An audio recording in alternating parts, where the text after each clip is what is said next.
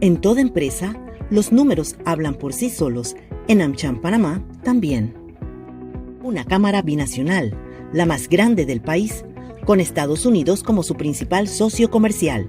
Oportunidad de conectar con más de 400 empresas miembro, más de 20 industrias y sectores empresariales representados, 12 comités sectoriales reunidos permanentemente, 23 AmChams en América Latina y el Caribe, 2 programas de responsabilidad social empresarial, más de 80 conferencias, eventos y actividades en el año.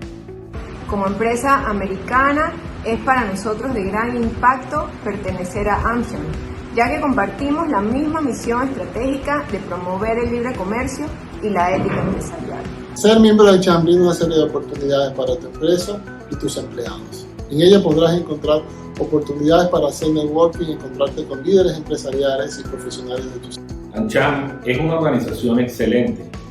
Nos permite ganar exposición y establecer redes de contacto importantes y duraderas. Sin dudarlo, recomendamos a otras empresas a que formen parte de AmCham. Disfrute de todos estos beneficios y conéctese con un mundo de oportunidades para su negocio.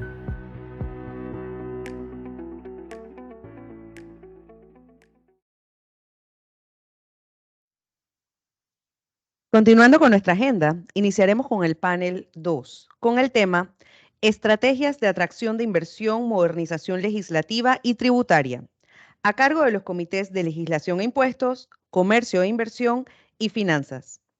Como panelistas, invitamos a nuestros panelistas y a moderadora a pasar adelante, por favor.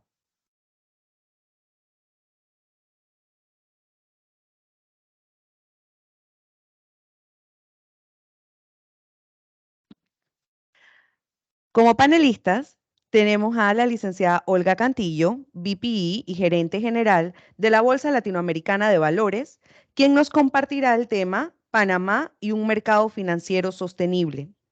Junto con ella se encuentra Arturo Carvajal, socio líder de asesoría en KPMG, quien nos compartirá el tema Criterios de inversión ESG en el sector privado. También forma parte de este panel el licenciado Publio de Gracia, director de la Dirección General de Ingresos, quien nos hablará sobre modernización tributaria y su impacto en la recaudación, avances en la Dirección General de Ingresos y el ITAX. Como moderador de este ilustre panel tenemos a Luis Delgado, chair del Comité de Comercio e Inversión y gerente senior de asesoría en transacciones y finanzas corporativas de KPMG.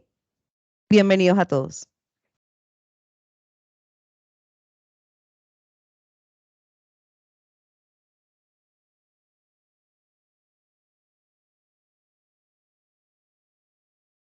Gracias, Ana. Buenos días a todos. Primero que nada, gracias por acompañarnos en esta panel de clausura del simposio de AmCham. Hoy tenemos un tema bastante interesante para cerrar precisamente el simposio de AmCham, que es lo relacionado a las estrategias de atracción de la inversión en el país. Para esto lo que hicimos fue dividirlo en 3 pilares, para que cada pilar precisamente atacara el tema de cómo atraer y mantener esa inversión en el país.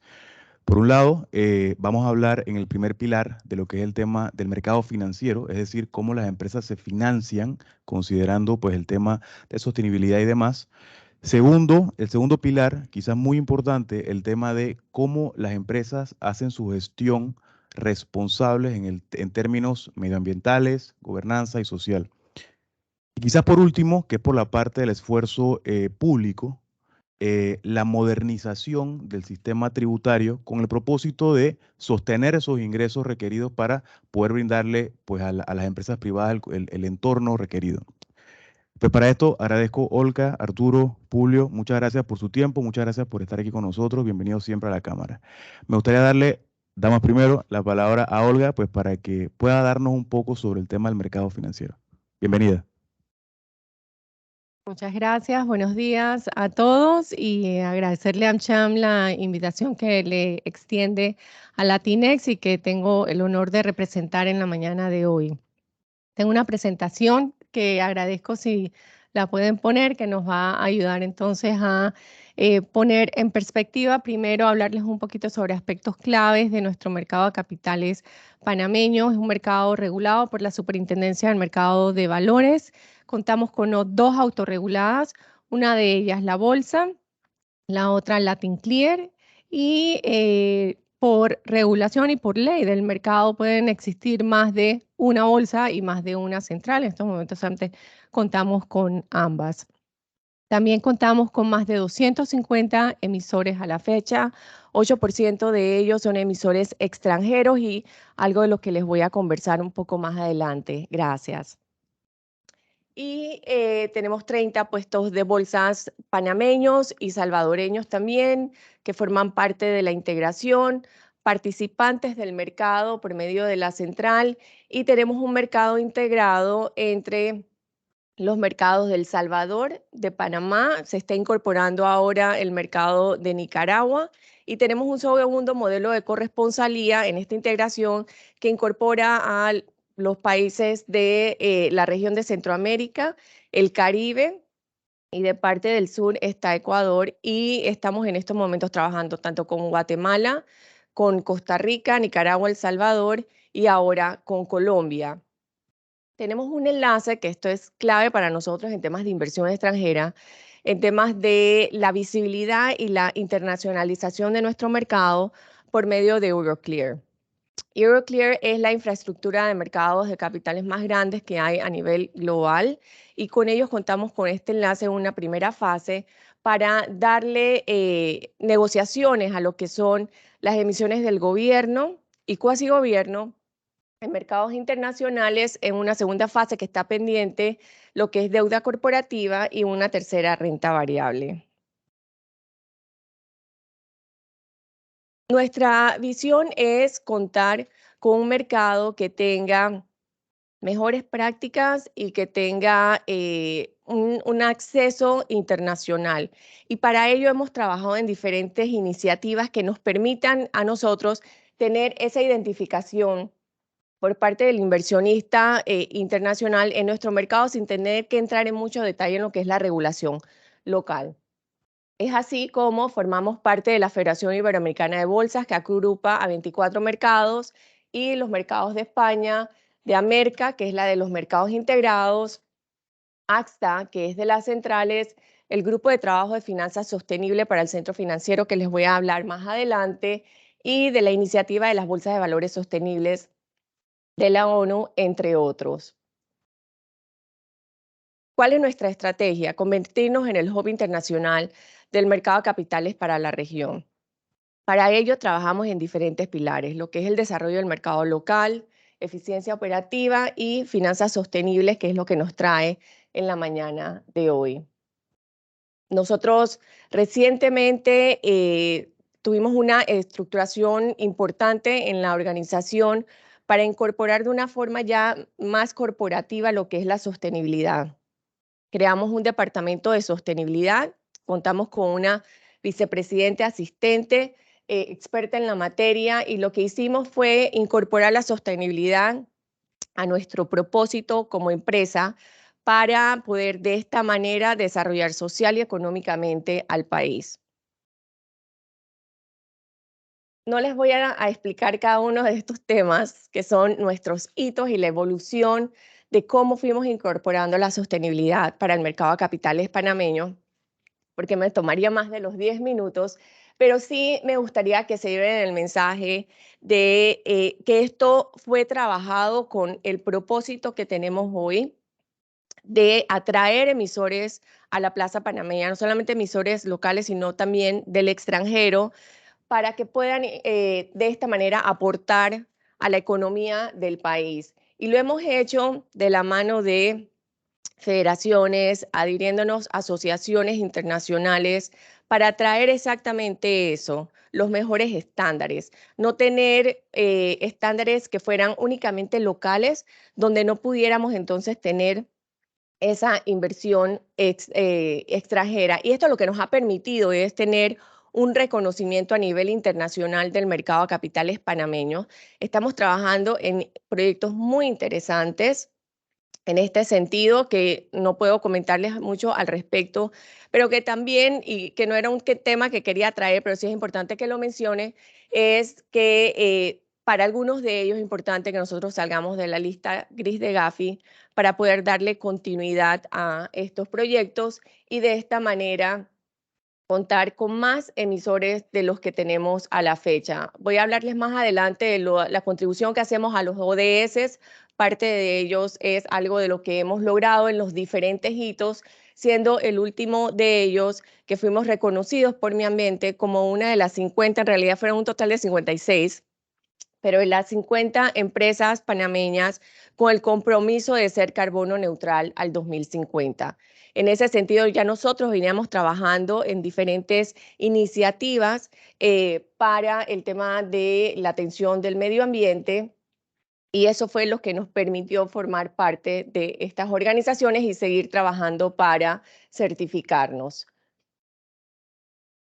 En cuanto a las emisiones, y que era algo de lo que comentabas, nosotros trabajamos con el Climate Bonds Initiatives para contar con unas guías para la emisión de bonos sociales sostenibles, o mejor dicho, de títulos valores sociales verdes y sostenibles. Esta guía permite a los emisores saber cómo pueden emitir los beneficios que tienen múltiples beneficios de listarse en nuestros mercados, y por tiempo no voy a poder comentárselos, pero también es una guía para entender no solamente cómo salen al mercado, sino la continuidad durante la vida de esa emisión, de las responsabilidades que tienen en este sentido, y lo que los permite a ellos contar con una guía emitida por Climate Bonds Initiatives es que pueden ser adquiridos por inversionistas extranjeros, llámense administradores de fondos, etcétera, porque cuenta con estos estándares.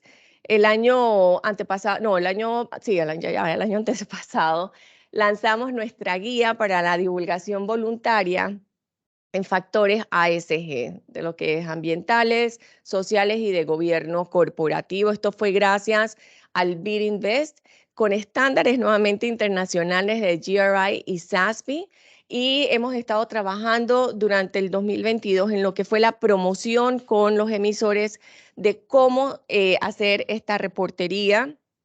Y también estamos próximos a tener un taller con el BidInvest para seguir educando. Para nosotros es importante que nuestros emisores, las empresas listadas en la bolsa, comprendan la importancia de cómo hacer la divulgación voluntaria en factores ASG. Y esto también le permite a los emisores, a medida que vayan cumpliendo con estos principios, de poder ser adquiridos por inversionistas, tanto locales como extranjeros, pero ya cumpliendo con estos estándares. A la fecha nosotros contamos con 5 emisiones de este tipo, emisiones temáticas. La última de ellas, que fue en el 2021, el 2022, un año con muchos retos a nivel global en mercado de capitales, no contamos con un emisor temático, pero sí me quedo con el último. Y me quedo con el último porque forma parte de nuestra visión, de nuestra estrategia. Banco Promérica de Costa Rica y en el mercado panameño emite su primer bono sostenible de la región de Centroamérica, y al llegar al mercado panameño bajo estos estándares y cumpliendo con estos estándares, tiene acceso también de vuelta a los inversionistas de Costa Rica desde Panamá y a inversionistas de El Salvador. Tuviésemos nosotros la posibilidad de tener la fase 2 con el enlace de Euroclear, del iLink, hubiese también podido ser adquirido por inversionistas extranjeros a nivel global. Estos emisores para nosotros han sido muy importantes, y reiterarles que seguimos trabajando en la educación y promoción de estos principios para contar con más emisores que aporten a nuestra economía. Como les mencionaba, contribuimos a los ODS de las Naciones Unidas. Como formamos parte de algunas asociaciones y federaciones, cumplimos con los principios de estos a nivel sostenible. Principalmente comentarles en temas de educación, contamos con un programa de educación bursátil que busca desde jóvenes estudiantes hasta profesionales educarlos en estos temas. Nosotros buscamos también democratizar el mercado, que eso lo que significa es que el panameño de a pie pueda tener alcance al mercado de valores. Y en ese sentido, lo que hemos identificado años atrás es la falta de educación bursátil. Hay mucha educación financiera, pero no necesariamente bursátil. Y a los jóvenes les llegamos con estos programas, también acercándonos a colegios, a universidades, las redes sociales. Estamos próximos a lanzar TikTok, que es lo que ven los jóvenes, pero con el objetivo de llegar a la educación.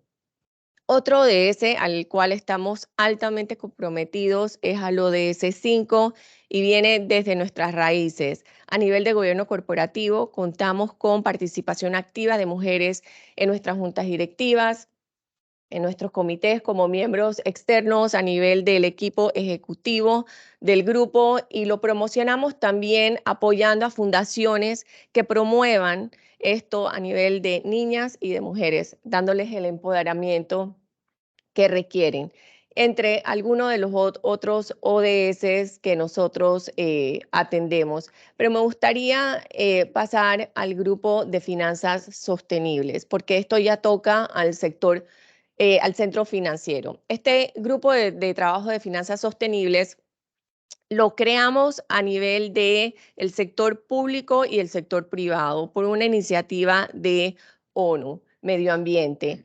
Y fue con el objetivo de que el centro financiero panameño sea un centro financiero sostenible. Nos ha tomado algo de tiempo, tengo que reconocer, en poder contar con iniciativas palpables.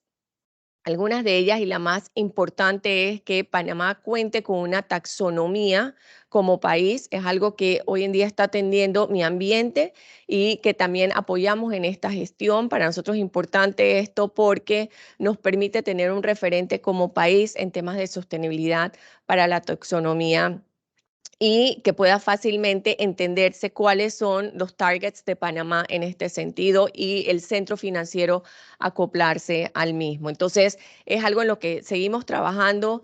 Formamos parte del sector bancario, seguros, reaseguros y el mercado de valores desde sus reguladores, las asociaciones multilaterales, y no estoy poniendo el slide que tengo que poner, que conformamos el grupo de trabajo de finanzas sostenibles. Tenemos talleres, comités, contamos con un gobierno corporativo y seguimos trabajando y sumando a quienes quieran apoyar esta gestión. Con esto concluyo mi presentación y quedo abierta a algunas preguntas que puedan tener. Gracias.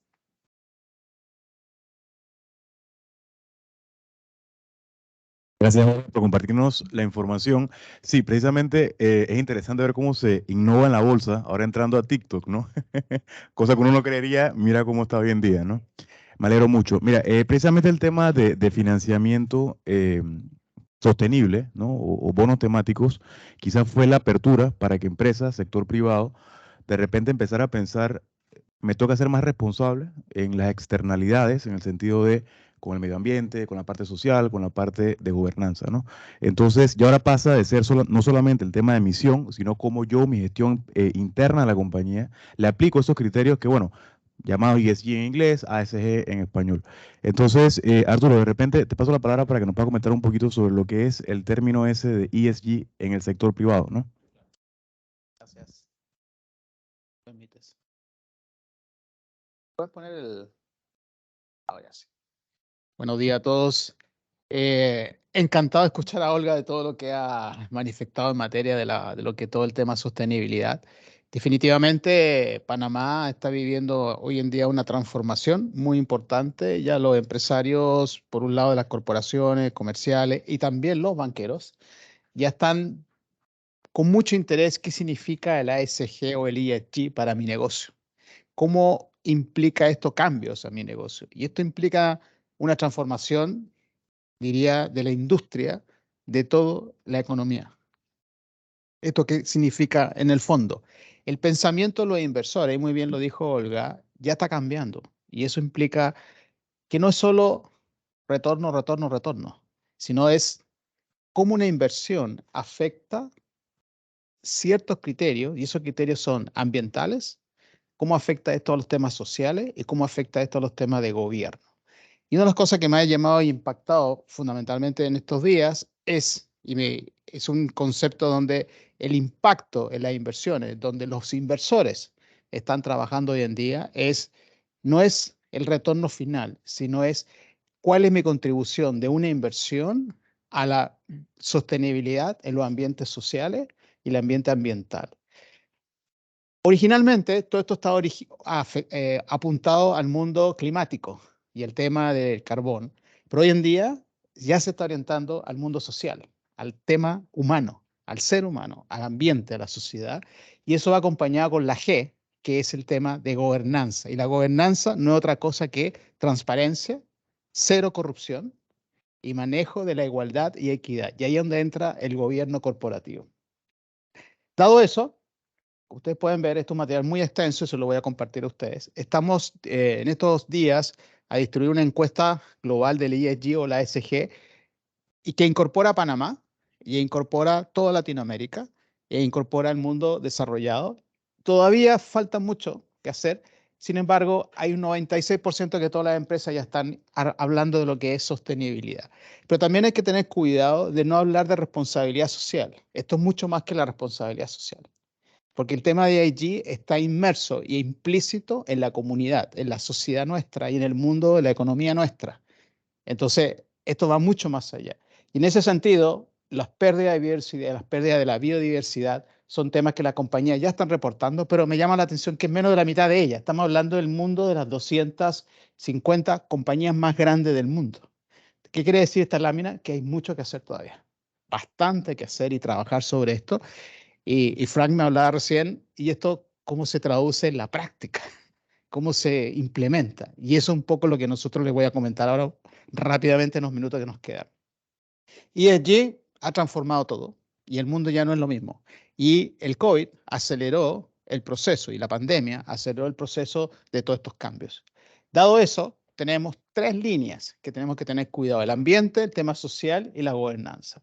El ambiente fundamentalmente es el tema del cuidado de los recursos naturales. Y aquí el tema impacto que estamos teniendo y el efecto es los cambios de la temperatura, que lo estamos viviendo todos los días. Eso es por un lado.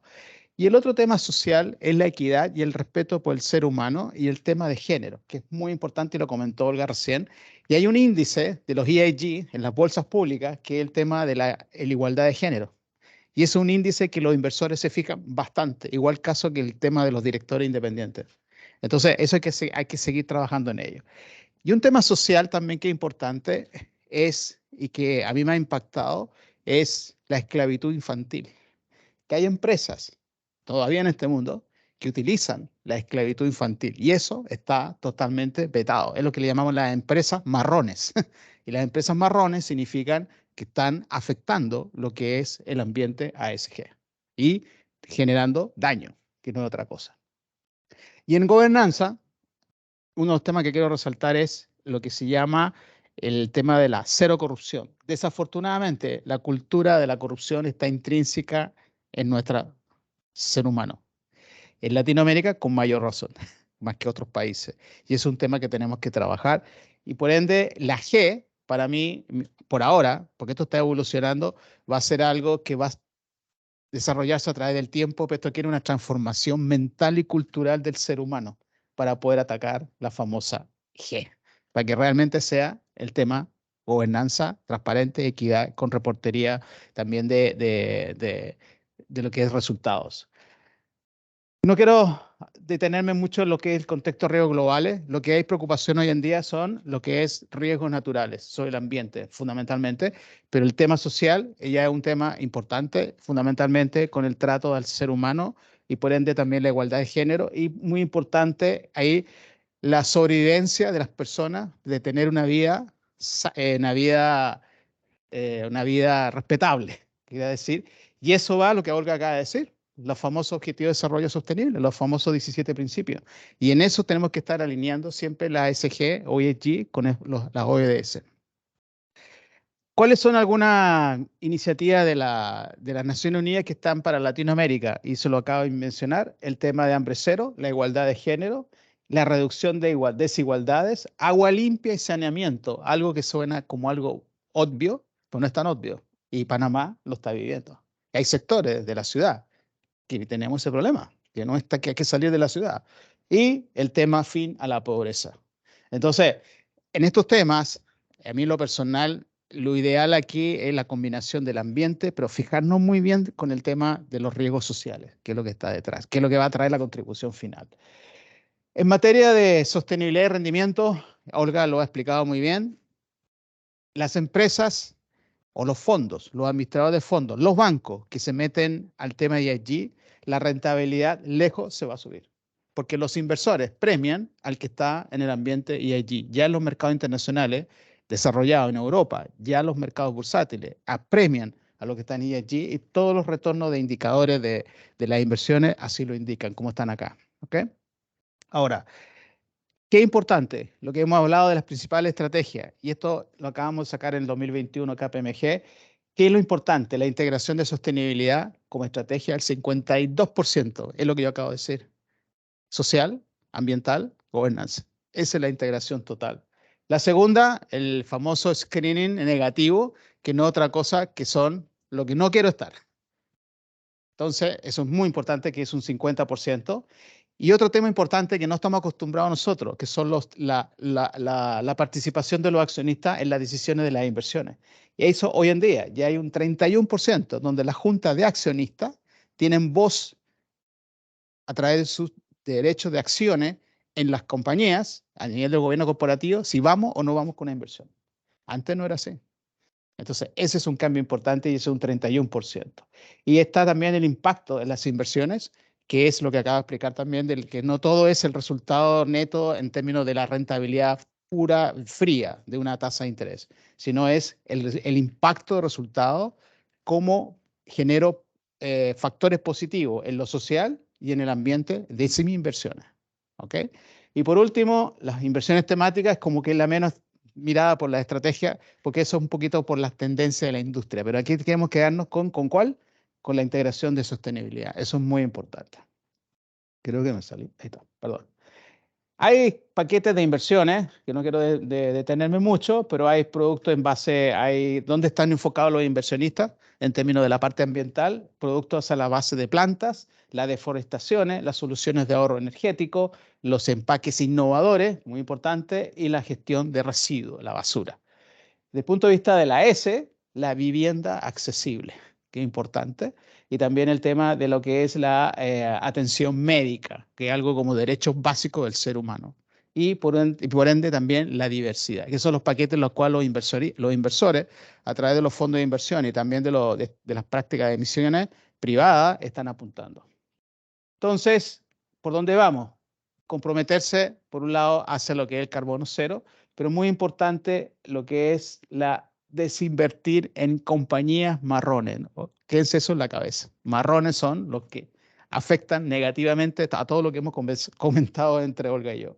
Así que invertir en energía renovable y financiación a lo que son iniciativas de adaptaciones climáticas. ¿Okay?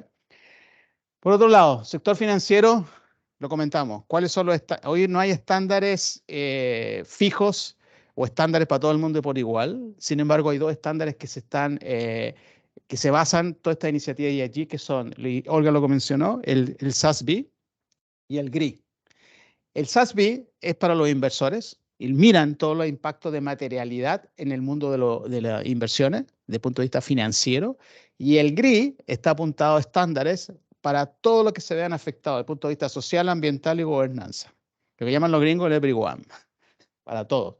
Entonces, la SEC, para empresas públicas que ya cotizan en la bolsa, ya sacó anuncios que ellos están siguiendo ¿cuál? El SASB, definitivamente. Por ende, los informes de sostenibilidad vean también cuáles son los estándares sobre los cuales se están fijando ellos para poder emitir reportes de sostenibilidad ESG. ¿Okay? Pueden tener de los GRI o de los SASB. ¿Okay? Ahora, todo esto está mudando, está modificándose. El ESG, con respecto al IFRS reporting, todavía no hay nada todavía definitivo, solamente hay borradores, pero todavía esa es la tarea, la tienen la ESG y también las firmas grandes como las nuestras, que tenemos que dar las prácticas, cómo se debe hacer. ¿Okay? Los bancos, muy breve. Gran industria afectada, ellos tienen que modificar su libro bancario. El libro bancario significa modificar precios, modificar estructura de capital, modificar a quién le presto y cómo me fondeo.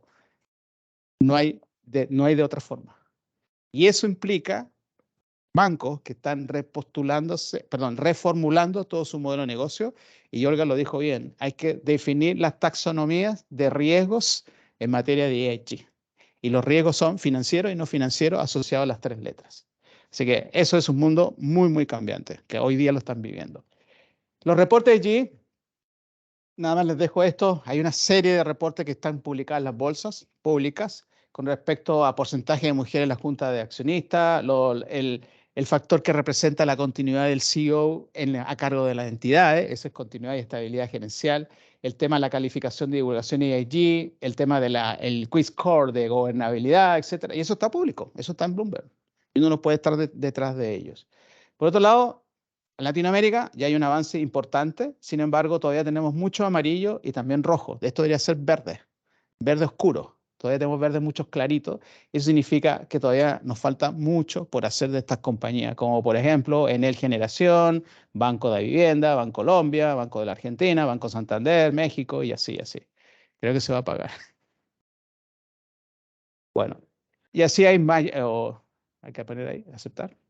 Bueno, y así hay otros ratings de factores ESG que están asociados a indicadores también de Morgan Stanley y también a lo que es la información de Morningstar de Sustainalytics Rating. Entonces, hay bastante información. Uno cree que no hay, pero las hay. Lo que pasa es que hay que juntarlas y estudiarlas y alinearlas todas. ¿Okay? ¿Qué es importante? Nos falta mucho por hacer todavía. Tenemos muchos rojitos, muchos pocos verdes, muchos amarillitos todavía y muchos A, muchos B y muchos C. Entonces, estos son el patio nuestro, Latinoamérica. ¿Okay? ¿Cómo aterrizamos esto?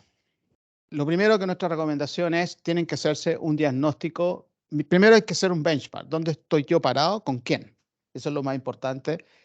Y definir con qué estándar me voy a ir, el que acabo de mencionar, o SASB o GRI. Nuestra recomendación, GRI. Depende si estás viendo todo el espectro 360 o si estás mirando una apertura hacia una emisión de deuda o un inversor mirándose a una emisión que te la tiene prospectiva o mirándola, me voy con el SASB. Pero hay que definirla. Una vez que defina y con quién estoy, cómo voy a comparar, defino, por otro lado, el diagnóstico. ¿Dónde estoy? Nivel de madurez. O soy nada o estoy a un nivel estratégico como lo tienen ciertas compañías. El nada significa nada no es tener nada. Puede ser una empresa marrón que ni siquiera se ha dado cuenta que está afectando al medio ambiente o impactando el mundo social. Por ejemplo, mala atención o cero cuidado con sus empleados, por ejemplo. Puede ser una empresa marrón, por ejemplo. Hasta nivel estratégico y propósito. ¿Cuál es el tema de propósito? En donde tú realmente generas factores positivos como empresa al ambiente, y el ambiente social y al tema de gobernanza. Muy importante, hay un concepto de materialidad, que me imagino que lo han escuchado, que una vez que haces el benchmark, haces dónde quiero estar y para dónde quiero llegar, mi plan estratégico y allí, tengo que definir qué es mi materialidad. Y mi materialidad no es otra cosa que qué son los factores que me afectan como empresa, a lo interno, como lo de externo hacia lo interno y lo interno hacia lo externo, en términos de afectación positiva como afectación negativa de los temas climáticos, social y de gobernanza. Ese es el concepto de materialidad. Entonces el GRI, como SASB, emiten una serie de estándares, que son libritos, donde colocan los ejemplos con relación a las materialidades. Ejemplo de eso, algo muy sencillo, uno es el agua. Si yo soy una empresa contaminadora y afecto a la comunidad, tengo un tema de materialidad. ¿Cuál es? El riesgo del agua. De adentro hacia afuera. De afuera hacia adentro, que es la materialidad financiera, significa que eso tiene un impacto en el mercado. Costo del agua. Si el costo del agua o el agua desaparece o se hace más escasa, esa compañía que es consumidora de agua se ve afectada financieramente. Por ende, los rendimientos se ven afectados y el inversor se ve afectado. Pero si lo miro ahora de adentro hacia afuera, del tema del agua, la afectación de la comunidad, tengo un riesgo reputacional que se me va al diablo por todas las protestas que voy a tener todo el día porque estoy contaminando el agua de esa comunidad. ¿Se sigue el ejemplo? Ese es un factor de materialidad. ese ejemplo es afectación negativa. ¿Se entiende? Ese es el ejemplo. Y por eso que es importante cuando hablan de materialidad es hablar de la doble materialidad. Y eso es alinear el GRI con el SASP. Y la doble materialidad lo tengo, lo financiero, de afuera hacia adentro, como de adentro hacia afuera, lo que es el impacto, que es el ejemplo del agua. ¿Okay? Me tocó un caso, me estoy pasando el tiempo, perdón, yo me estoy entusiasmando. 5 minutos, ya voy a terminar. Hay un caso aquí, me llamó mucho la atención en Chile, de una compañía minera de carbón que todavía existen y con coque, y están preocupados de esto. Hicieron todo un plan estratégico con un benchmark, definieron su madurez, dónde quieren estar, y están atendiendo el impacto negativo que tiene del carbón hacia la comunidad o hacia el medio ambiente. Y están trabajando sobre lo mismo. Y están minimizando, porque eso el carbón por sí mismo es contaminante, pero sí están minimizando el impacto hacia el ambiente de lo que es el carbón y el coque en la venta de ella. Entonces están haciendo el análisis de la doble materialidad. Entonces, en la doble materialidad ligo los inversores, por un lado, pero también ligo a la empresa con la comunidad. Y ese es el truco para poder empezar a bajar el tema ESG para las compañías. ¿Okay? Entonces, a nivel de impacto, como lo vemos en la gráfica, lo que hemos aprendido todos, o inversores, como también evaluadores de proyectos, el análisis no termina en el valor actual neto con los ingresos menos los gastos. No. Ahora se le agrega lo que son los factores positivos y negativos de carácter económico, por un lado, carácter social, carácter ambientales, y al final se termina en un rendimiento neto que se llama valor social, que es la palabra. Y ese valor social es el valor de impacto que el inversor está haciendo hoy en día, que es parte de la estrategia que les mostré de la estadística. ¿De acuerdo? Entonces, y por eso, cuando una empresa lo relaciona con la estrategia de sostenibilidad integral, completa, que es la primera barra, que es lo que quieren todos los inversores, así empieza a tener sentido la estrategia de ESG y empezar a aterrizarlo. ¿Okay? Hay ejemplos, por ejemplo, de social negativo, por ejemplo, diversidad en la fuerza de trabajo, impacto del consumo del alcohol en el trabajo, por ejemplo, lo que es salud y seguridad de los empleados, que no todas las compañías se preocupan de eso, ¿ok? Pero por otro lado, lo positivo, los beneficios a la salud de la gente y lo que es el entrenamiento y educación de retención de talento, por ejemplo. Esos son positivos y negativos. Entonces, este análisis, mi recomendación es establecer los impactos positivos, los impactos negativos para llegar al valor neto. Ahora, ¿cómo se valorizan esos factores de materialidad? Ahí hay un tema que todavía hay que trabajar bastante. Ahí no hay nada en blanco y negro para definir un modelo o una metodología cuantitativa, porque todo se tiene que traducir en algo cuantitativo y cualitativo para poder valorar cada uno de esos impactos de materialidad. ¿Ok? Bueno, ¿qué se necesita hacer? En una sola palabra, organizarse, planear y organizarse y hacer. Punto. No hay más que hacer. No hay vuelta atrás. Listo. Muchas gracias.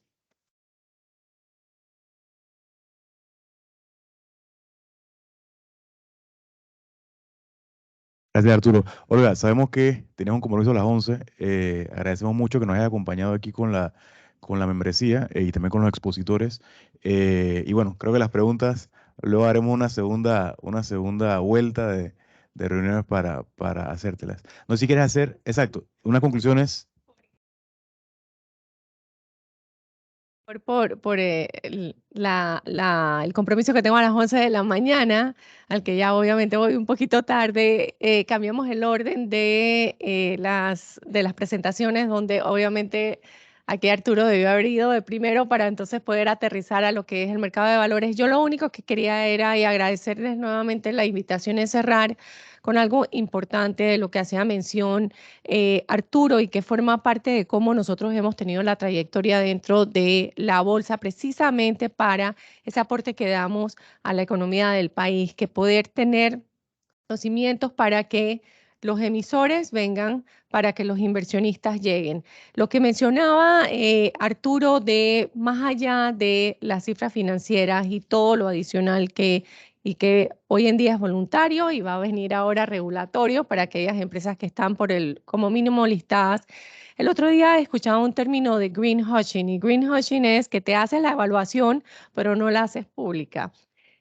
¿Qué es lo que necesitamos? Que se haga público y que esa autoevaluación que se hace, que es tan importante, la cual nosotros pasamos por ese proceso, uno piensa que cumple con muchas cosas y al final a cabo te das cuenta que tienes la intención de, pero no necesariamente tienes la estructura para poder confirmar que lo haces y poder en el tiempo medirlo. Y lo mejor y el mensaje final que quiero dar es la importancia de cumplir con estos estándares, la importancia de divulgar estos estándares, sean empresas públicas o no, porque todos tenemos que ir en este camino. Esto comenzó en el tema ambiental. Nosotros comenzamos buscando nuevas líneas de negocio y hemos terminado con un altísimo compromiso en el desarrollo sostenible para nuestro país. Y lo importante de esto es que se tome conciencia que lo que en su momento se pensó era una moda, no lo es, y que tenemos que tomar acción al respecto. Tenemos que aterrizar, tenemos que identificar y lo importante es tener una estrategia y un propósito que nos lleven hacia qué es lo que queremos atender. No necesariamente podemos atender todo, pero qué es lo que tenemos o queremos atender para poder hacerlo de una manera adecuada. Y con esto cerrar y agradecerles nuevamente. Gracias, Olga. Bienvenida siempre a la cámara.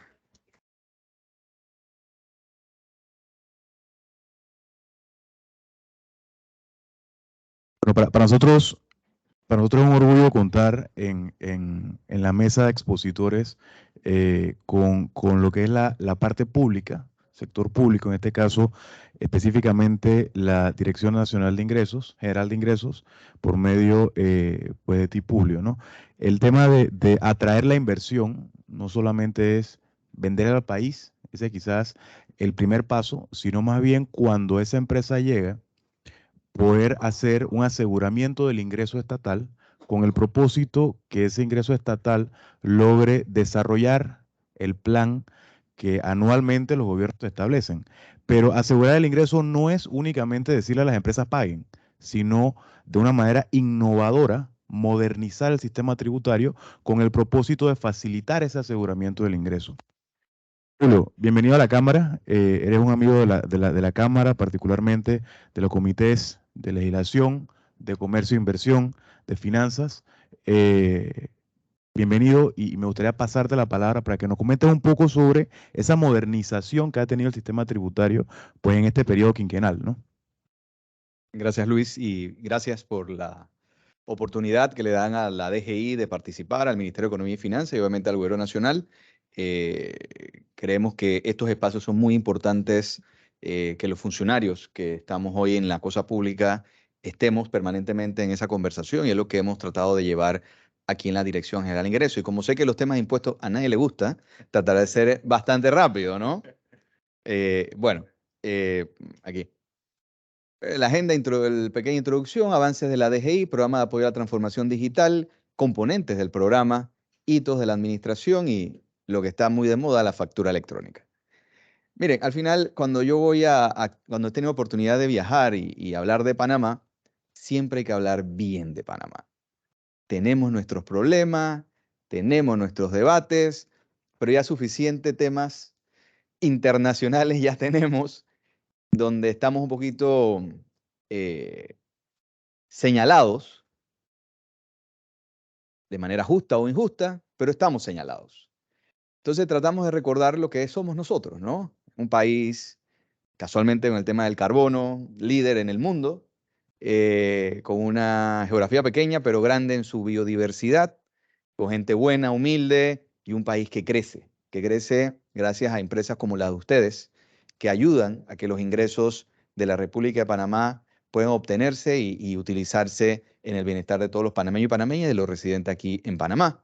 Como ustedes saben, el tema de los retos internacionales en materia de reputación, que creo más que todo lo resumimos de esa manera, estas listas discriminatorias que el Gobierno Nacional está haciendo grandes esfuerzos, no solamente en la legislación, sino también en buscar la manera correcta de que nos alineemos a esos estándares internacionales que no son contra Panamá. Y al final, hasta yo hago una mea culpa. Cuando yo llegué, esto es un tema contra Panamá. No, no es un tema contra Panamá. Son nuevos estándares internacionales principalmente relacionados con la transparencia en materia de fiscalidad, que Panamá no puede estar exonerado ni excluido del tema, sino que tenemos que ser parte. Y la agenda del presidente Cortizo así ha sido no solamente salir de las listas, sino no volver a estar en este tipo de listas, obviamente con un trabajo profundo y que también ayuda a la competitividad del país. Es un tema y un reto que tenemos no solamente desde el gobierno, sino también desde los sectores privados. Avance en la administración tributaria. Creemos que hemos avanzado de manera importante. Hay mucho que hacer todavía. Y a mí no me gusta nunca ver con el retrovisor hacia atrás ni señalar atrás. Por eso estamos aquí, para avanzar, de echar para adelante, porque si nosotros quedamos siempre criticando lo que no se hizo, etcétera, etcétera, nos quedamos en ese debate que no es lo que esperan los ciudadanos y menos los contribuyentes. Hemos pasado de 60 a más de 100, aquí tenemos, por ahí no lo tenemos, pero más de 150 ya trámites en línea a disposición de los contribuyentes. Tenemos que trabajar en la cultura de que la gente utilice más el sistema iTax 2, que no es que no queremos recibirlo en nuestras oficinas, pero que eviten ir, porque hasta el tema de reducción de carbono, por ejemplo, las empresas, yo en mi otra vida, antes de estar en la DGI, había muchos temas relacionados con sostenibilidad, de que alguien en la empresa vaya a hacer un trámite a la DGI, ya gasta en combustible, gasta en la huella, bueno, en fin, ¿no? Tiene su impacto, entonces preferimos que usen el sistema. ¿Que el sistema puede ser mejor? Estamos trabajando también en eso para que las cosas estén mejor. La atención presencial, también tenemos cita previa, utilicen la cita previa. Si quieren ir a la oficina, pueden agendar una cita para ser atendidos. El iTax, como le dije, tenemos trámites, tenemos no solamente trámites en línea, también tenemos una atención a través de la aplicación del celular, que Dios mediante en los próximos meses va a tener una mejor capacidad, más servicios. La factura electrónica, el Placef, que ustedes tenemos el tema de que si ustedes mantienen un equipo fiscal, ustedes tienen que tener un equipo de transmisión de esos datos donde tiene la DGI. Y ustedes dirán, ¿para qué tanta cosa? Al final eso va a terminar ayudando a los contribuyentes también, porque la información la vamos a tener nosotros y nosotros vamos a decirle, esto es lo que le toca, ¿usted está de acuerdo? Por lo tanto, es un mejor servicio. La notificación por correo electrónico, la pandemia nos ha ayudado a avanzar en eso, ya la DGI poca gente va a notificarse, eso era un lío antes, obviamente tienen que tener actualizados sus correos electrónicos que tienen en el sistema iTax 2 para que lleguen las notificaciones. Pronto vamos a tener un buzón tributario donde ustedes van a tener, es como un Gmail, por llamarlo así, disculpen la propaganda Google, va a tener, ese es su Gmail de temas tributarios. Ese es el buzón tributario. Ahí van a tener todos sus hub de asuntos tributarios y la información para que ustedes puedan estar al día. Y perdonen si hemos mandado muchos correos electrónicos de la DGI, pero creemos que eso también ayuda. Nos toca cobrar. Perdonen, disculpen, pero creemos que eso también ayuda a estar en alerta de que no nos pase la fecha. Así que hemos mandado en lo último, creo que en diciembre mandamos casi 2.5 millones de correos electrónicos insistentemente, aprovechen las leyes, etcétera, etcétera, y ha tenido su impacto. Y lo importante es tener el correo actualizado y también revisar, a veces eso entra en el buzón de los correos no deseados. Revisen allí. Yo sé que no somos tan deseados, pero revisen allí. Y bueno, también hemos implementado DGI en tu comunidad, llevando la DGI a la gente para que podamos tener los servicios en los centros comerciales, en la feria, en las plazas, en fin, estamos en ese tema, ¿no? También tenemos el programa de apoyo a la transformación digital de la administración tributaria junto al Banco Interamericano de Desarrollo. Es un plan que esperamos que este año ya pueda ser más visible. Hace un año y medio estamos trabajando, pero ahí entramos en la parte de la necesaria burocracia, ¿no? De que hay que avanzar de manera transparente, selección contratista, todo un tema, ¿no? Pero creo, Dios mediante este año ya vamos a tener muchas cosas visibles, acciones a corto plazo, tenemos auditorías digitales, ya no tiene que ir regularmente el auditor cuando haya una alerta, un red flag, matriz de riesgo, esta dirección. Y quiero hacer porque al final nosotros lo que queremos es capturar la confianza de la gente. Antes la DGI sonaba un poco, ay, la DGI, porque tal cosa. Mira, aquí nosotros no vemos quién.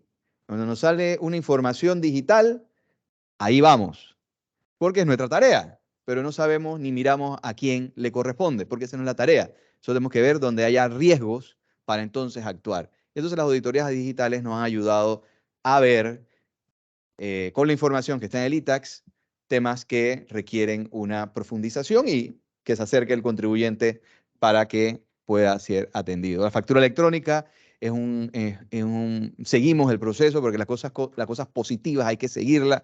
Fue iniciado en el gobierno pasado a través de un plan piloto. Nosotros hemos ya masificado primero voluntariamente el uso de la factura electrónica. Ahora ya estamos en sectores que estamos en la obligación del uso de la factura electrónica, que antes muchos estaban exceptuados, bancos, aseguradoras, aerolíneas y otros tipos de servicios.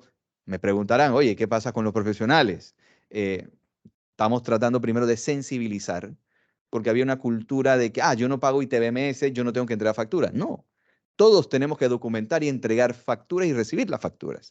Por lo tanto, estamos en ese proceso de sensibilización, que es lo primero, porque al final no se trata de llegar y que se pudiese hacer, pero yo creo más en el soft power, en ese proceso, en ese poder de la administración, para poder llegar, sensibilizar y luego hacer que se entiendan, porque al final la DGI no recauda a través de multas, solo recaudamos a través del cumplimiento voluntario y que aspiramos a que la gente cumpla voluntariamente. Con eso, hago una propaganda, recuerden la renta antes del 31 de marzo. Los informes de ventas, usted se preguntará, otro informe. Los que están en factura electrónica no necesitan informes de ventas. Los que todavía no están, necesitamos saber la información. Hay un tema importante en evasión en tema de ITBMS que tenemos que seguir tratando. Yo soy la teoría que la gente no evade, sino más bien no sabe. Entonces, pero ustedes saben que la ley es dura, pero es la ley. Por lo tanto, nosotros recordamos la obligación del ITBMS de presentar los informes y obviamente pagarlo. A veces a mí me quedo sorprendido de que a veces, y lamento utilizar siempre ese ejemplo, restaurantes de alto nivel que yo me quedo de que, wow, ni el informe presentan. 1 o 2 años me ha tocado llamar y ejercer ya la fuerza. Y si tenemos que ejercer ya la ley, lo tenemos que hacer. A mí no me gustaría entrar en un proceso de cierre de un local por incumplimiento, porque esa no es la idea. Porque al final también afectamos la economía, pero están afectando si no entregan la información correspondiente y cumplir con el ITBMS. Cobranzas digitales, estamos también en el caso de los correos electrónicos, buzón tributario, en fin, estamos avanzando en esos temas, son acciones a corto plazo que estamos avanzando. La factura electrónica es un hito importante, beneficio de la factura electrónica, muchos de ustedes lo saben, permite y potencia y facilita los negocios apalancados en el comercio electrónico, muchas de las cosas ya lo hacemos electrónicamente, eso, te mando la factura por encomienda, eso ya no existe, o sea, tamás te lo mando por correo electrónico. Pero tiene que ser una factura aprobada. Hay muchos por ahí que están utilizando una supuesta factura y debe ser aprobada por la Dirección General de Ingresos. Reduce costos de impresión, distribución, facturas, digitalización, validación, almacenaje de facturas en papel. Todo se guarda ya en sistema, no en esos grandes papeles. Me imagino en KPMG, sabe que antes te entregaban, toma esa factura, ahora todo es digital y todo es fácil de cruzar.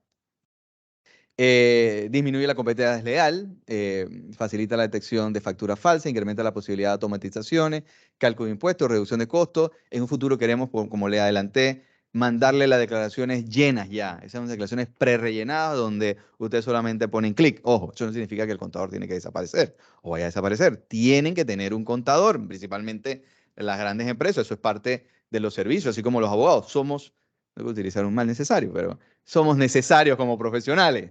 Y los buenos profesionales somos más en estos temas, ¿no? Favorece las políticas de cuidado al ambiente también. Creo que se adelantó. Aquí. Como son los resultados, a la fecha casi tenemos 20.000 usuarios de factura electrónica entre proveedores autorizados calificados y el facturado gratuito. Y está increciendo permanentemente. Así que los invito a utilizar la factura electrónica. Realmente es un aliado. Hay más de 18 empresas proveedoras autorizadas. Hay competencia, aprovechen, coticen con todas este tipo de empresas, para que también sabemos que hay personas que quieren aprovecharse, pues, pero no lo dejen, el mercado solo los regula. Y eso es lo que queremos desde la DGI, no queremos solamente porque pudimos en algún momento, no, va a ser esta empresa nada más, no, o pudo ser la DGI nada más, pero sabemos que no vaya a ser, sabemos cómo lamentablemente nuestros servicios públicos todavía no son tan eficientes y por lo tanto imagínense que ustedes estén comprando y se cayó la DGI, no puedo facturar, pasa con el facturador gratuito, que estamos en un proceso en los próximos días de mejora, que vamos a tener ahí una estrategia para la atención del facturador gratuito. Rápidamente, el lunes salió el calendario de adopción de factura electrónica, luego de conversaciones con Zona Libre, Asociación Bancaria, Superintendencia de Seguros, entre otros, llegamos a la conclusión de extender algunos meses, pero dentro del año 2023, la obligación del uso de factura electrónica en sectores que no estaban exceptuados de uso de equipo fiscal. Por lo tanto, los invitamos. Esto no es una discusión parroquial de Panamá. La factura electrónica inició en Brasil y en Chile. Y el mundo, imagínense, Chile, usted es chileno, ¿verdad? Era como, eso es diferente. Bueno, ahora los grandes países, para que vean que Latinoamérica también tiene casos de éxito. Latinoamérica dio ese paso y otros países están utilizando la factura electrónica como su método de facturación principal, porque eso ayuda datos, la Big Data, para poder hacer cruces de información. Aquí no es, aunque ustedes saben, eso que tenemos es un mensaje a su futuro. Y no quiero meterme en política ni nada de eso, porque no me corresponde ni puedo. La DGI es un custodio de la información tributaria de los panameños y panameñas y los contribuyentes en la República de Panamá. Es importante siempre que seamos centinelas, que la DGI garantice y cuide esa información y sepa cuidarla. Nosotros no compartimos ninguna información que no sea con autoridades competentes, tanto internacionales como globales. Nosotros tenemos intercambio de información con 71 países en el mundo actualmente. Panamá ha hecho muchos avances en materia internacional. Nosotros intercambiamos automáticamente con todas estas jurisdicciones y también a requerimiento cuando es mediante un proceso de investigación tributaria. Así que es importante que la información que ustedes están compartiendo también la factura electrónica tengan la seguridad que se va a resguardar de manera segura para beneficio de la recaudación del Estado panameño, del Tesoro Nacional, que es de todos. Creo que esta información es privilegiada. Y con los que están aquí, 33 los que están acá. Pronto vamos a compartir. Ya los ingresos del año 2022 superan los del año 2019. Podemos decir que nos recuperamos por lo menos en los temas de ingresos corrientes, ingresos tributarios. Esos son preliminares, pueden ser un poco mayores. Pronto el ministro y el viceministro junto con mi persona vamos a estar compartiendo esta información. Pues números muy positivos, pueden ser mejores. Tenemos una evasión todavía alta, tenemos incumplimientos altos, morosidades muy importantes en todos los impuestos. Los invito eso es parte, y lo vi allí, es parte de lo que usted muy bien explicó, de las responsabilidades de las empresas, principalmente, obviamente las personas naturales, de cumplir con la obligación tributaria. Impuestos es claro, impuestos, algo que ahí está duro. Tenemos que cumplirlo. Y claro, tenemos que seguir también permanentemente que eso que nosotros pagamos con nuestros impuestos se vea en beneficio también del bienestar social y de todos los panameños y panameñas. Pero estos son muy buenas noticias que estamos compartiendo con ustedes. Bueno, el resultado del proyecto que queremos con el tema del BID, registro de los contribuyentes, mejorarlo, un desarrollo de nuevos perfiles, nueva estructura organizacional, gobernanza integral basada en resultados, la factura electrónica formalmente implementada. Vamos a tener una dirección analítica de datos, porque no solamente estamos teniendo la información. ¿Y qué vamos a hacer con la información? Vamos a usarla, pero de manera correcta, para ayudarlo, facilitar el cumplimiento tributario y obviamente la fiscalización en beneficio de la recaudación, un mejor modelo de atención al contribuyente que esperamos, que esperamos, y acepto críticas, por favor, cómo podemos seguir mejorando la atención en la DGI y el fortalecimiento del control interno. Como le dije, no iba a hablar mucho, porque yo sé que de impuestos poco queremos hablar. Los espero en esta campaña de renta de este año, por favor, que cumplamos voluntariamente y estamos siempre con puertas abiertas para ayudar, facilitar y agradecer a la Cámara Americana por esta oportunidad que le dan a la DGI para poder presentar datos y poder siempre estar en comunicaciones con ustedes. Muchas gracias.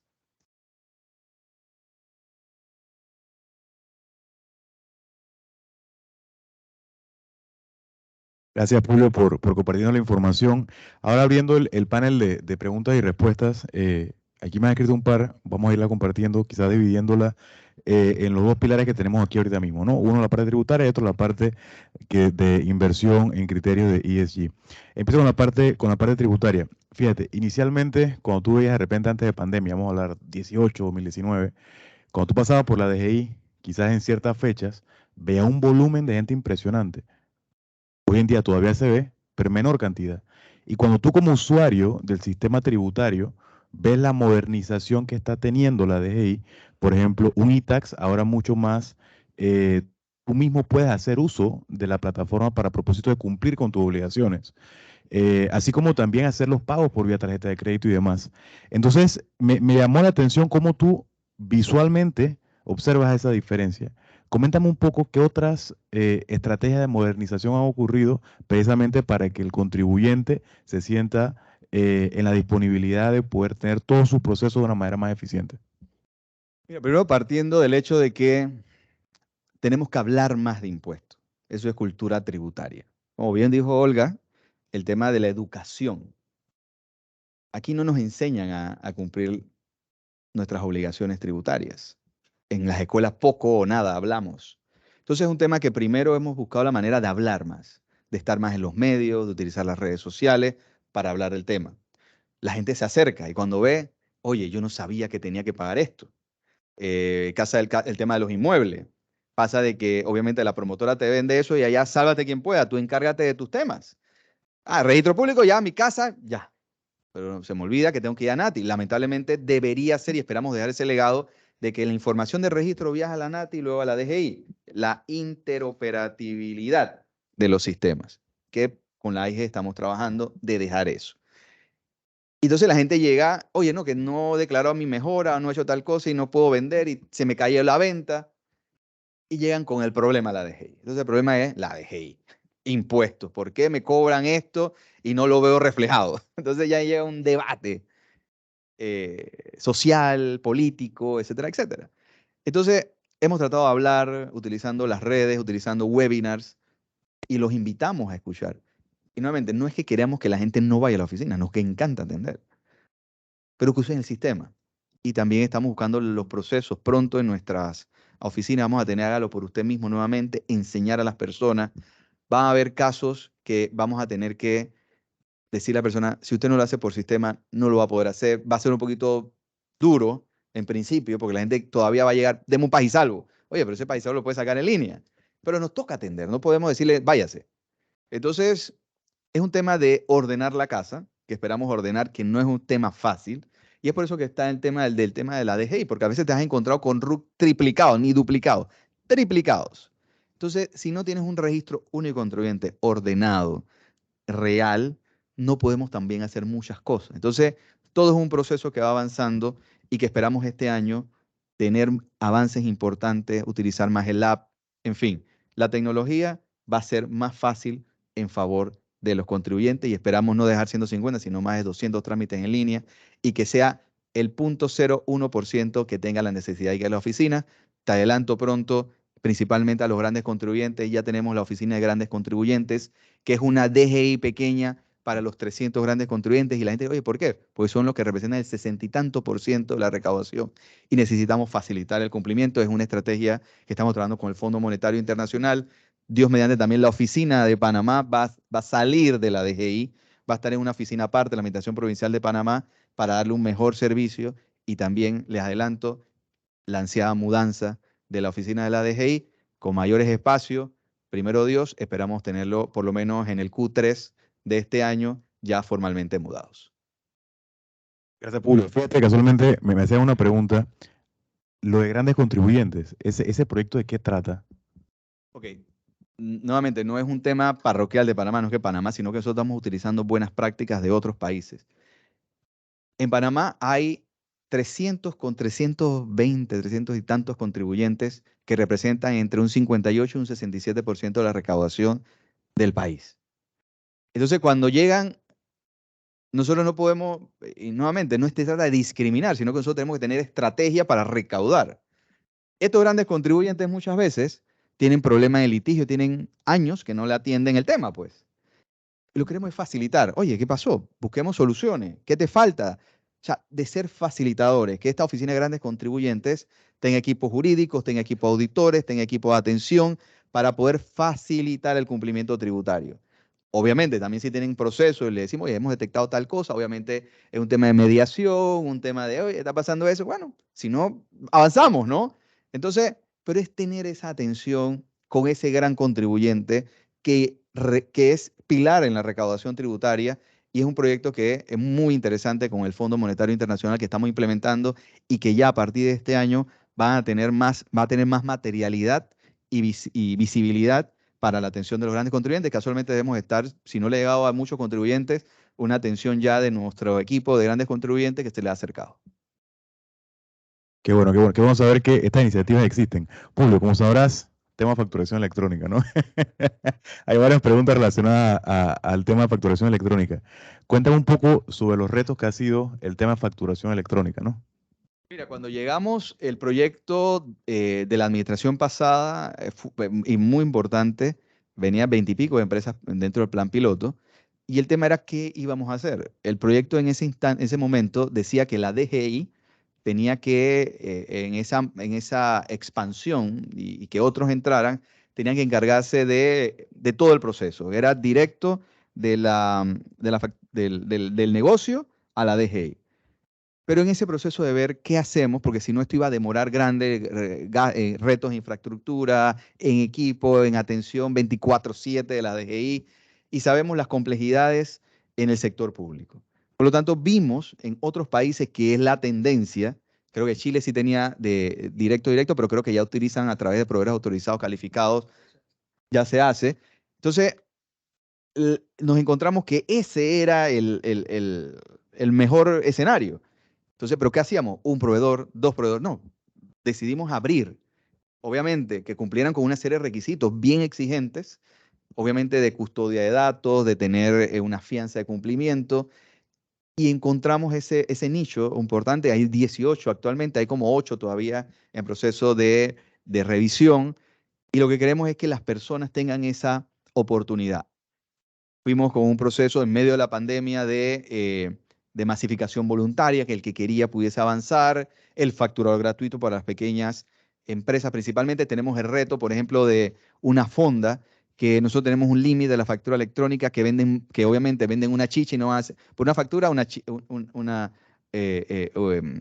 considera una factura. Entonces tenemos hasta 200 facturas mensuales y eso obviamente un restaurante pequeño genera mucho más de esa, pero no llega al $1.000.000. Entonces, estamos viendo cómo ampliamos la infraestructura, es un reto que tenemos actualmente y que estamos en proceso de licitación junto a la AIG para tener esa robustez, para recibir la información, custodiarla y también aprovechar la Big Data para aprovechar los datos en una mejor administración tributaria. Así que son retos que siguen, que esperamos dejar por lo menos avanzado para los próximos gobiernos y que al final esto pueda ser de ayuda para el país.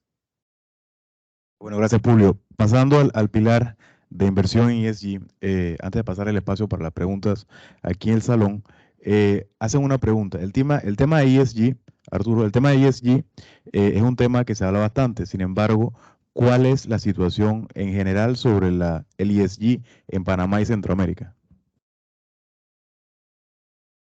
Buena pregunta. En la encuesta que vamos a publicar con relación a nuestro patio, Centroamérica y Panamá en particular, hay bastante que hacer todavía. Hay muchas compañías panameñas en particular que sí informan algunos aspectos de sostenibilidad que fundamentalmente están orientados al tema de responsabilidad social. Fundamentalmente está ahí. Sin embargo, en los temas relacionados con protección de la biodiversidad, en los temas con relación a adopción de estándares, prácticamente estamos hablando de un 15, un 18%, no más que eso.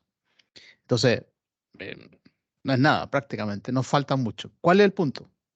El punto nuestro, Panamá en particular, de lo que hemos visto, que estamos haciendo ese benchmark y el nivel de madurez, es cultura. No hay cultura. Y hay que trabajar la cultura con respecto a lo que son los factores ambientales, sociales y de gobernanza. Pero como lo dije en la presentación, tenemos un problema intrínseco. ¿Cuál es el nuestro? Y no es solo Panamá, sino Latinoamérica, que en el ADN nuestro tenemos la corrupción implícita. y tenemos que atacar el tema de la corrupción, porque es una enfermedad, definitivamente, y ese es un tema, y es trabajar la cultura. Por otro lado, tenemos que tener un apoyo no solo de la sociedad, sino de la estructura del poder ejecutivo y el legislativo para que apoye la iniciativa de ESG. En los otros países, en los mercados desarrollados, esto es política de Estado, definitivamente. Y los reguladores están con la política de Estado implementando estos criterios de ESG para la protección del mercado de capitales.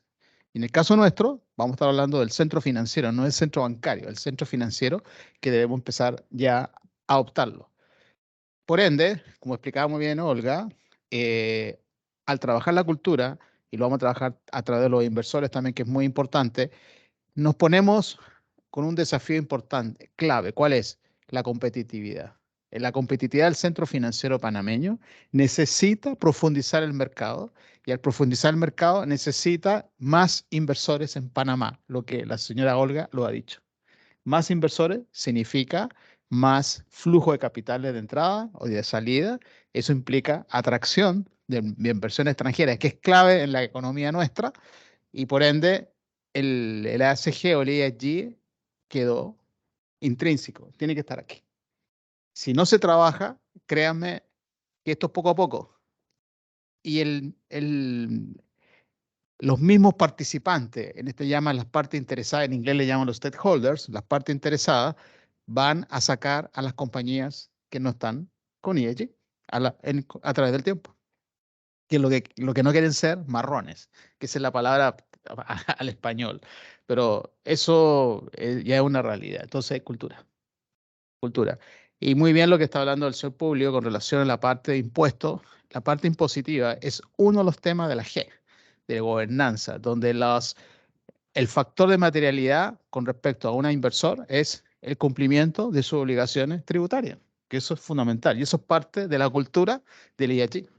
Es cumplir con lo que debes cumplir, de acuerdo a las regulaciones y también a lo que la ética empresarial implica en el actuar en un mercado determinado. Entonces, hoy en día se está hablando bastante la ética empresarial, partiendo de la ética de lo que hace el negocio, asociado a la ética empresarial y asociado a los factores que hemos explicado de la ESG o ESG hoy en día en la mañana. Eso es clave.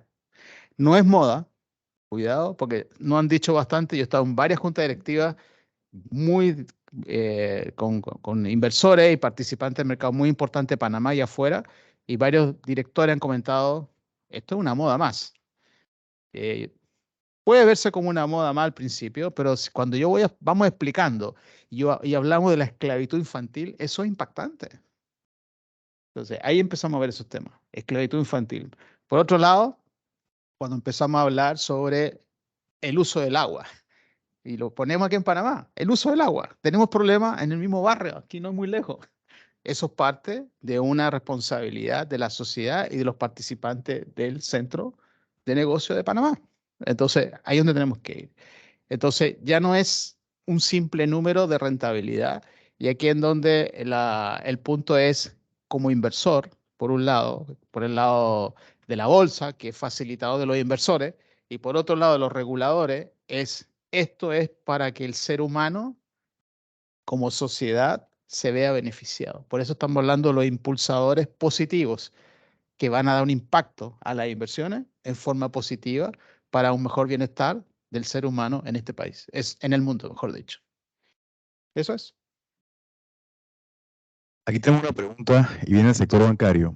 Se habló durante la charla que implica cambiar criterios ESG, implica cambiar el libro bancario. ¿Cuál es el impacto en el modelo de negocio de un banco de aplicar los criterios ESG?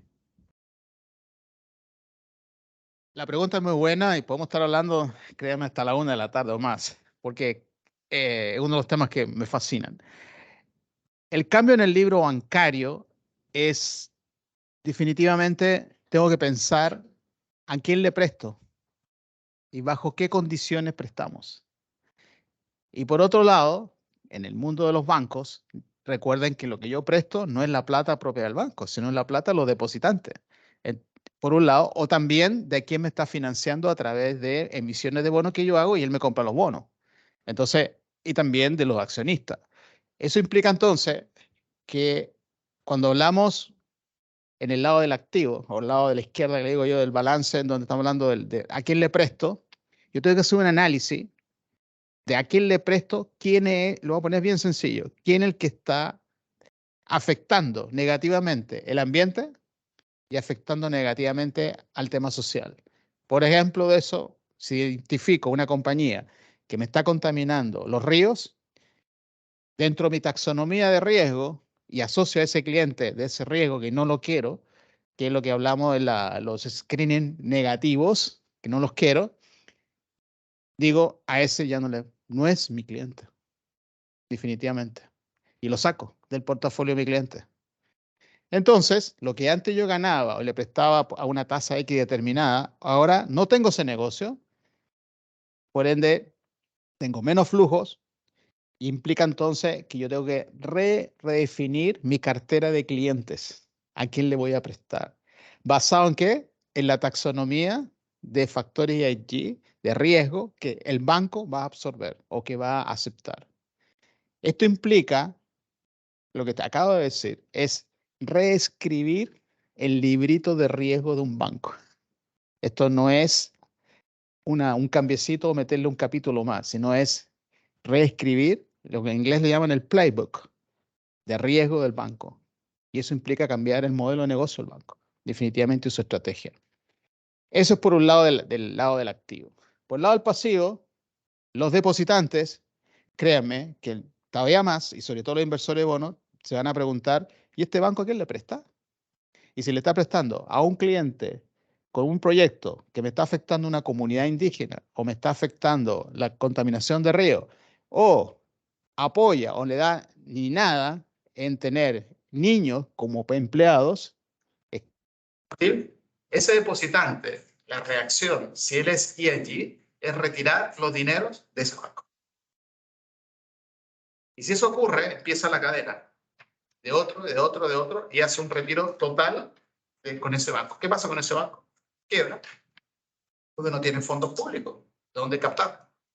Entonces, ese por un lado. Y el inversor, que también va a identificar que dentro del análisis que él va a hacer, que te hace un screening y es negativo y este no le está prestando al que yo no quiero que preste mi plata, ese inversor lo que va a decir, ¿sabes qué? Vendo ese bono. O si definitivamente pido mi flujo de nuevo.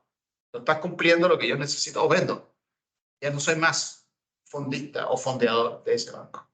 ¿Y eso que vamos a llegar? Vamos a llegar al capital. ¿Y el capital, qué va a pasar con él? Se va a deteriorar y se va a achicar, a disminuir en términos de rendimiento para enfrentar los riesgos que tiene ese banco. Si no lo logra, quiebra. Eso es lo que va a ocurrir. Por ende, por otro lado, los bancos tienen que replantearse el pricing de los negocios, porque ya la tasa de interés de captación va a ser distinta con respecto a la tasa de colocación en lo que va a ser en el crédito que va a otorgar. Entonces, los reguladores ya están poniendo ojo, en la SEC en particular, cuál es la implicancia que tiene un banco o una compañía pública que está en el sector público, en bolsa, la implicancia que tiene con los inversores por un lado y la implicancia de negocios que hace esa entidad comercial o corporativa o lo que hace el banco con respecto a proyectos o financiación o dar crédito a actividades que son negativas a la ESG. Y en eso ya los reguladores están, la SEC ya está en eso.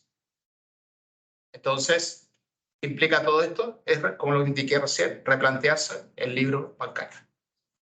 Definitivamente. Tema que lo estamos comentando en distintas juntas de bancos, como también con administradores de activos, porque los administradores de activos son los que hacen la administración, la gestión del portafolio de bonos, y esos bonos, o también u otro tipo de instrumentos, que trabajan con bancos. Y con lo que Olga explicaba, cuando hablan de los bonos de finanzas verdes, finanzas sostenibles, esos bonos ya tienen un compromiso. Si es un bono, está con una emisión para lo que es el cuidado de la mujer, por ejemplo, para que incentiven el incremento de la educación de la mujer, para que esa mujer, al tener mejor educación, pueda dar un mayor bienestar a su familia. Pero si esos bonos no llegan a ese destino a lo cual se emitió, y el bonista se da cuenta o o el tenedor de bonos se da cuenta que no está llegando, ¿qué está ocurriendo ahí? Va a retirar. Eso es un engaño. Entonces, ese bonista o el tenedor de ese bono, finanzas sostenibles, va a exigir que definitivamente en la colocación de ese banco, producto de ese fondeo, termine en el hogar de la señora que necesita mayor educación y bienestar para su familia, para que genere mayor nivel de sus hijos en educación, para que tengan que oportunidades en la vida, mejor todavía. ¿Se dan cuenta toda la cadena? Antes, créame, hace un par de años atrás, uno no pensaba así. ¿Cierto? Uno no pensaba así. A mí en la escuela de negocios donde yo estudié, créame que todo era número.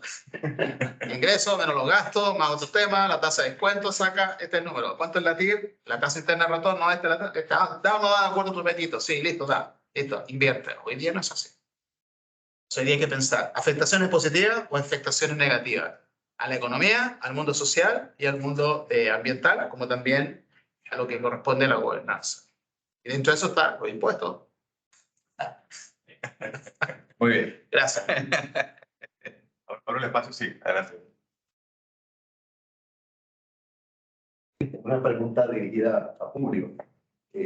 Muy buena la cifra que diste de recaudación 2022. Yo creo que es muy buena noticia porque ya estamos, por lo que veo, superando prepandemia, ¿no? Me gustaría poner eso en el contexto de algo que es muy importante para Panamá, que es el grado de inversión. O sea, tú estás del lado de los ingresos, una de las métricas es el déficit fiscal. ¿Okay? ¿Qué comentarios tienes? ¿Se está monitoreando eso? ¿Cuáles son las metas? Porque tú estás controlando uno de los dos elementos importantes.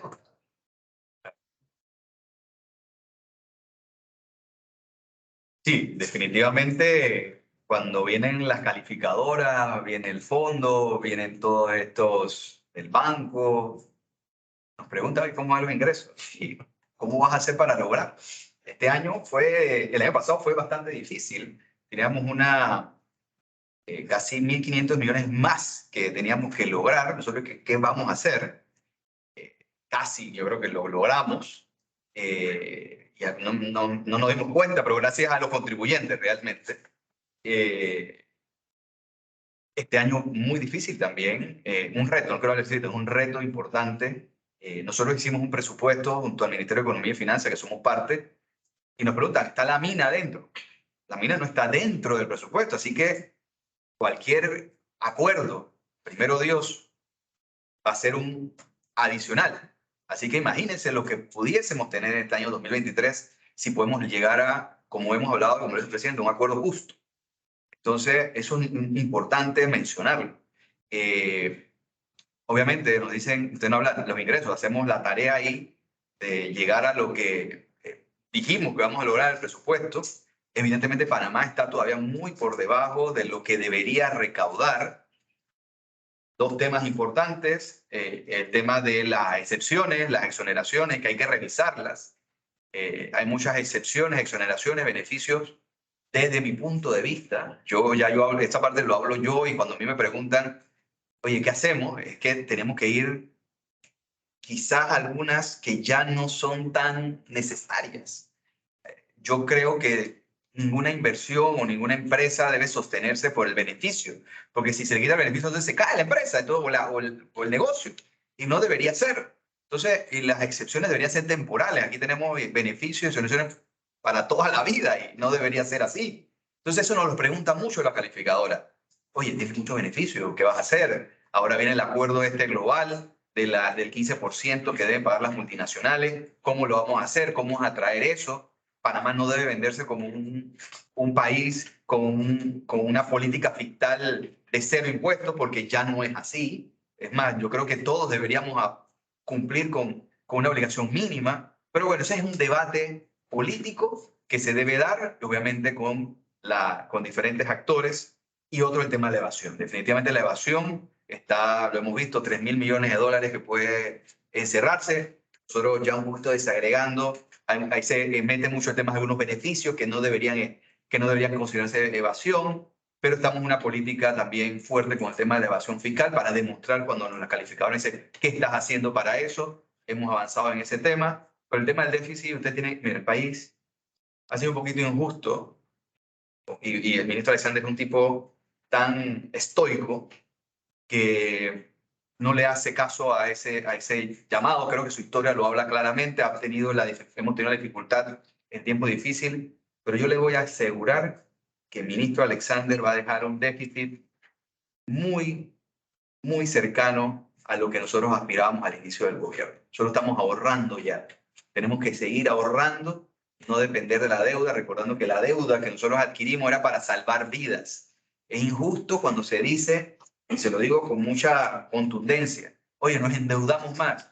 Pero aquí no nos endeudamos por querer endeudarnos más, sino necesariamente para poder salvar vidas. El año 2021, el año 2020, tuvimos una caída del 17%, la caída más profunda, una de las caídas más profundas del mundo. Asimismo, gracias a Dios, comenzó a crecer y Panamá nuevamente lidera el crecimiento en la región y gran parte del mundo. Así que la deuda sí es un reto, teníamos que atender.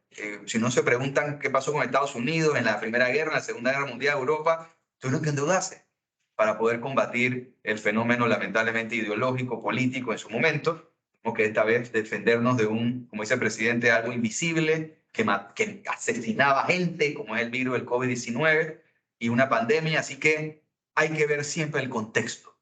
No podemos señalar, y así que, pero sí, en su pregunta, el Ministerio de Economía y Finanzas, liderizado por el ministro Héctor Alexander, el déficit fiscal lo va a garantizar y nosotros vamos a garantizar mantener el grado de inversión porque sabemos lo importante que es tener ese grado de inversión y lo vamos a asegurar. Obviamente las negociaciones con Minera Panamá son importantes, es la inversión más grande del país, nuestro producto de exportación más grande, pero tenemos que tener un acuerdo justo. Creo que aquí estamos hablando de lo justo, no podemos quedarnos solamente en que, ay, ¿qué va a pasar con el tema de la seguridad jurídica? No, la seguridad jurídica es la seguridad de la gente primero, y la seguridad de la gente es los recursos que son nuestros para utilizarlo en beneficio del país. Así que creo que tenemos que esperar las negociaciones con que está liderando el ministro Alfaro, que yo les digo que ese ministro Alfaro también es un muchacho bueno y que va a defender los intereses del país. Así que tenemos tranquilos que yo estoy con el ministro Alexander y con el equipo que tenemos, vamos a garantizar y mantener el grado de inversión.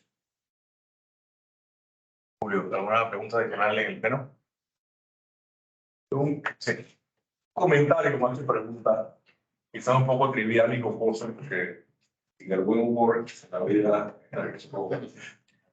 Yo no sé a quién se le ocurrió la idea de cobrar impuestos con tarjeta de crédito. No sé si fue a ti. No fue. Eso viene ya, creo que 2 o 3, no, 3 ya 3. O sea, nunca nos olvidé, pero disculpe, cuando antes uno iba ahí al frente de Hacienda, lo que era Hacienda, con un disquete. Yo era pasante. Digo que me duele pagar los impuestos, pero me gusta irme de viaje. Por lo menos uno puede irse de viaje pagando impuestos. Claro, muy bien. Sí, no, y ahí tenemos nuestro banco recaudador, Credit Corp, está haciendo un buen trabajo y cada vez fortalecer más el uso de estos medios digitales. No solamente para no viajar en el metro, ya con la tarjeta ya podemos pagar el metro, así que obviamente la tarjeta la metemos en el teléfono y nada más. O sea, es un tema impresionante cómo ayuda y facilita el cumplimiento tributario, ya desde obviamente por una situación en el gobierno pasado, que pasó en el gobierno pasado, hubo una situación de violencia en la DGI, ya nosotros no cobramos ni $1 en efectivo. La gente, ¿por qué no cobra aquí? No, pero por eso tenemos todos los bancos recaudadores para que puedan ir a pagar impuestos. No tienen que ir a la oficina a pagar impuestos. Si van con el cheque, obviamente se lo quitamos y lo tenemos en la DGI para también servirle. Así que gracias. Y me encanta leer sus tweets. Para al final de cada expositor, Arturo, conclusión en el tema de IESIN. Opción final de esta conversatoria que ha sido, créame, estupendo. Porque lo hemos conversado desde un punto de vista estrictamente técnico, porque esto es muy, muy técnico. Pero palabra final es tanto Panamá como el mundo, particularmente Panamá, donde estamos aquí residiendo, ya es una realidad que tenemos que atender. Definitivamente. Nuevamente, no es moda. Y lo más importante de esto, cuando se entiende el trasfondo, que les trataba de explicarlo hoy en la mañana, es para el incremento del bienestar del ser humano. Eso es. No hay de otra. Y eso va en función a nuestra sostenibilidad como ser humano y la raza humana a través del tiempo. Ya no podemos admitir estos cambios climáticos como se vienen o como se han venido. Además, los temas sociales que hay detrás, el tema del hambre, a esta altura de la era, no son admisibles totalmente, donde hay gente con mucho dinero y hay gente que no tiene nada. Entonces, esos son los temas que van detrás, que cuando uno lo va entendiendo, y sobre todo aquellos que tenemos formación muy de finanzas y de economía, son los números duros, pero cuando uno empieza a entender esto, ya, la mentalidad del número duro, pues, bueno, gracias. Julio, palabras finales. No, primero agradecimiento. Agradecimiento por esta invitación y agradecimiento también por dejarme servir al país. Creo que servir al país creo que todos debemos algún momento pasar por esto, nos sensibiliza, también de alguna manera uno entiende cosas, ¿no? Y a veces uno critica. Me pasaba mucho utilizando el Twitter. A veces me sacan de que el tweet viejo, a veces me da risa. Uno sensibiliza la labor que hay detrás de equipos de personas que deberían ser más y mejor remuneradas. Y no estoy diciendo que me tienen que subir el sueldo a mí, pero el salario de muchos funcionarios públicos no corresponden a la tarea que realizan, a la responsabilidad. Es un tema difícil de entender y es un debate que tenemos que hacer. Porque podemos tener más funcionarios mejor remunerados y menos funcionarios en algún momento por la tecnología. Y ojalá no lo malinterprete que ahora hay que hacer un recorte. Eso no es así. Creo que se necesita. En la DGI necesitamos funcionarios. Pero, exacto. Entonces, necesitamos, y el trabajo que realizamos en la DGI, ojalá que sea, que vean lo bueno. Yo nuevamente valoro las críticas. Podemos ser mejores. Quisiéramos ser mejores. No somos perfectos. Y les agradezco esta oportunidad a CHAM por ser un socio, porque aquí somos socios entre empresas privadas, ustedes que aglutinan, y nosotros en la DGI que facilitamos, que somos autoridad, y queremos al final dejar el principal legado de la DGI es confianza. Confianza en que tienen una institución donde ustedes pueden cumplir con sus obligaciones tributarias y moderna, para poder atenderlo como se merecen los contribuyentes. Así que muchas gracias por la oportunidad, un gusto estar con ustedes, también, don Arturo, y obviamente Olga, que no estuvo al final, pero ha sido un honor también, y definitivamente Luis, por esta oportunidad. Gracias.